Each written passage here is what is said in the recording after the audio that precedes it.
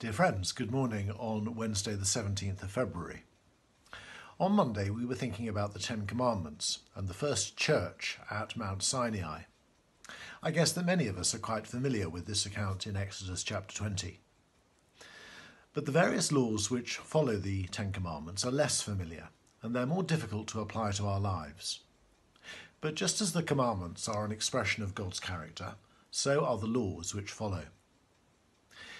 In Exodus chapters 21 to 22, there are various stipulations about restorative justice, which remind us that God is a just and a holy God who cannot overlook wrongdoing and demands that justice should be done and should be seen to be done. So thieves must pay back what they've stolen, but they must pay back extra as well, not only as a punishment, but also as compensation to the victim who has been violated.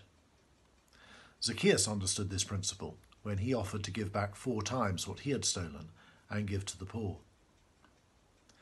If a thief cannot pay back what they've stolen, they must be sold into slavery to pay the debt. This sounds very harsh to our ears, but we mustn't forget that God's justice is tempered with mercy, because slaves had to be released after 7 years. The law also makes provisions for hard cases, such as if someone gives their neighbour silver or goods for safekeeping, but then the neighbour claims that the goods have been stolen by a thief. A judge must determine whether the neighbour is telling the truth or is themselves the thief. If the neighbour is found to be a liar, then they must pay back double what they have taken.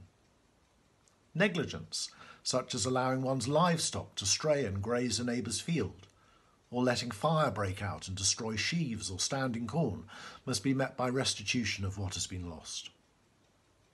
In all these cases, sentences that relate directly to the crime preserve the principle of justice.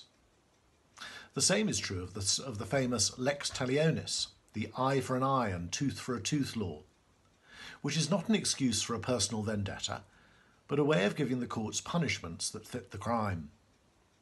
The punishments that we deem just in our society may be different, but the principles are the same, and this is the origin of much of our justice system.